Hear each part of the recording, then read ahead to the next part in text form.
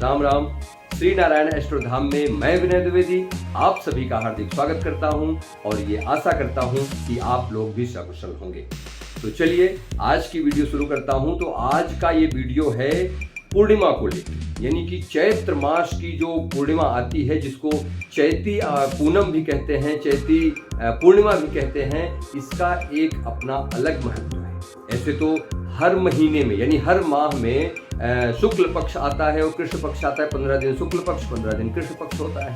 तो जो भी शुक्ल पक्ष होता है उसमें जो पूर्णिमा आती है वो क्या होता है, वो अपने आप में ही एक महत्व रखता है। यानी पूर्णिमा का तो अपने आप में महत्व है। इस दिन भगवान सत्यनारायण का व्रत रखना चाहिए, उनकी कथा सुननी चाहिए, पूजा करनी चाहिए। लेकिन जो ये चैत्र मास की पूर्णिमा होती है इसका एक अपना अलग महत्व है। आज हम उसी के बारे में बताएंगे कि इसका क्या महत्व है, क्या मनोकामनाएं आपकी पूरी हो सकती हैं ये भगवान की इस व्रत करने से, और पूजा की विधि क्या है और इसका शुभ मुहूर्त क्या है, कितने बजे से कितने बजे के बीच में हम पूजा कर सकते हैं। आज हम इसके बारे में विधिवत आपको बताएंगे।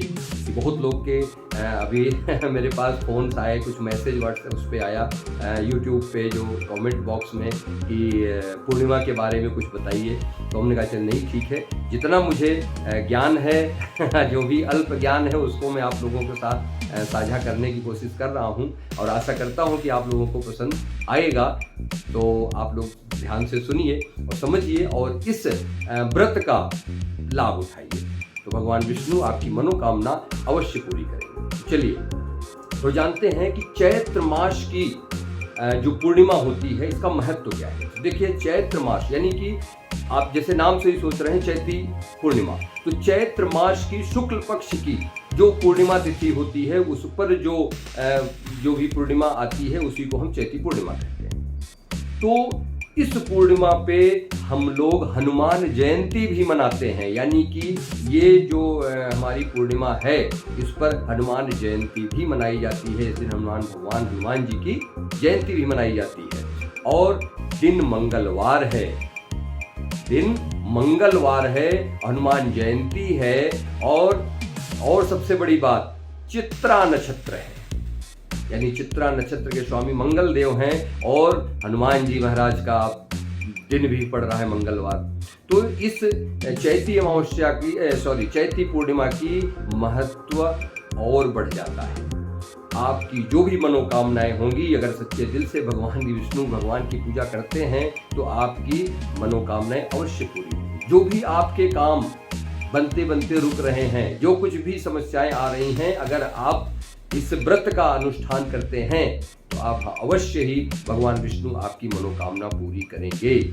तो चलिए मैं बताता हूं कि ये पूर्णिमा है कब से कब तक, यानी कि 23 अप्रैल 2024 को सुबह 3:26 से 23 अप्रैल को सुबह 3:26 से 24 अप्रैल को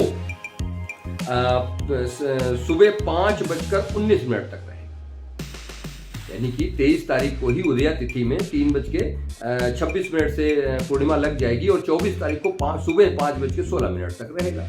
तो आपको करना क्या है कि सुबह जैसे 3:26 से ही पूर्णिमा लग जाएगी, तो आप सुबह जैसे अपने टाइम पे स्नान ध्यान करते हैं, तो वैसे तो अगर आप किसी पवित्र नदी में स्नान कर लें तो सबसे अति उत्तम है। लेकिन अगर नहीं संभव है कि नदी में स्नान कर पाना, तो आप क्या कर सकते हैं कि आप गंगा जल अपने बाल्टी में, नहाने के जल में गंगा जल थोड़ा सा मिश्रित करके उससे स्नान करें तो उसका भी आपको लाभ मिलेगा। और स्नान करने के बाद भगवान विष्णु भगवान की पूजा कीजिए और उनकी पूजा अर्चना कीजिए। और पूजा विधि में आपको बताता हूँ कि पूजा को करना कैसे।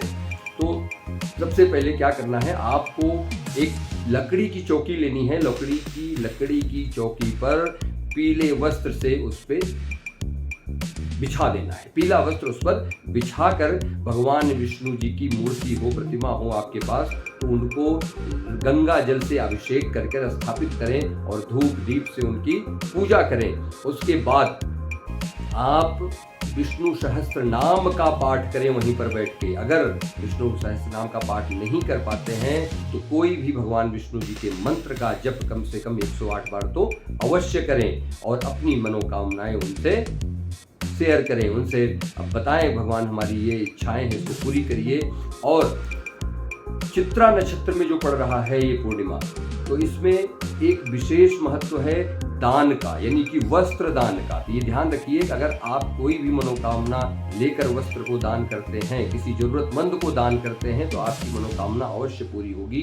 तो इसका आप बहुत ध्यान रखिए। और विष्णु सहस्त्र नाम या आप जो भी मैंने बताया कि विष्णु जी के मंत्र से आप उनकी पूजा करिए। उसके बाद आरती उतारिए। आरती उतारने के बाद खीर का भोग लगाइए, यानी तुलसी दल डालकर भगवान विष्णु को खीर का विशेष महत्व है, ये समझ लीजिए। खीर का विशेष महत्व है, तो खीर भगवान विष्णु जी को खीर का भोग लगाएं। और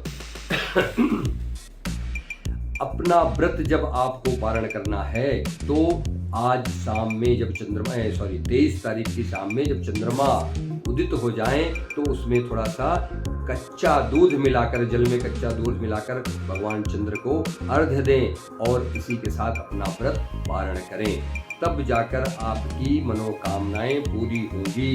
अब तो ये जो चीजें हैं, यानी कि ये जो हमारे शास्त्रों में लिखा है, भाई पूर्णिमा है, अमावस्या है, तो हर चीज का अपना एक महत्व है। तो जितना मुझे जानकारी थी, और देखिए अभी इस टाइम पावरफुल, ये और एक चीज मैं बताना भूल भी गया कि ये जो पावरफुल मैं बता रहा हूँ कि ये चैत्र की पूर्णिमा जो बहुत पावरफुल है, उसका क्या रीजन है कि सूर्य महाराज गोचर में अभी अपने उच्च राशि में विराजमान है, मेष राशि में विराजमान है। शुक्र देव जो हमें धन संपदा वैभव के कारक हैं, जो हमको धन संपदा दिलाते हैं, वैभव दिलाते हैं, मुझे सुख समृद्धि दिलाते हैं, वो भी अपने उच्च राशि मीन में विराजमान है। तो अभी ये समझिए, और सूर्य हमारे पद प्रतिष्ठा मान सम्मान यश कीर्ति के कारक हैं, पिता हमारे मान सम्मान के कारक हैं, सरकार के कारक हैं, वो अपनी उच्च राशि में भ्रमण कर रहे हैं। तो इस व्रत का, भगवान विष्णु के इस व्रत का विशेष लाभ है।